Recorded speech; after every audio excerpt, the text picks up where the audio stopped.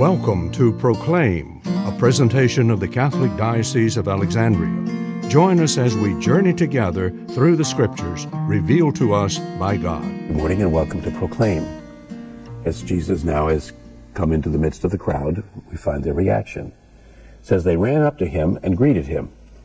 He asked them, "What were you arguing about with them?" Someone from the crowd answered him, "Teacher, I have brought to you my son, possessed by a mute spirit. Whenever it seizes him,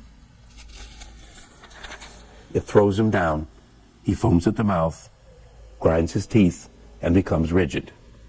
And so the description there sounds very much like we would, in our day and time, see as a fit caused by epilepsy or something similar. But because in ancient times they didn't think in terms of secondary causes, they didn't tend to know a lot of the things that we now know. They would almost always directly good to God and evil to some kind of spirit that was instrumental in causing that. And the fact that someone from the crowd who basically says that this was something that happened while Jesus, Peter, James, and John were on the mountaintop. And so the only ones there were the other disciples, the rest of the 12.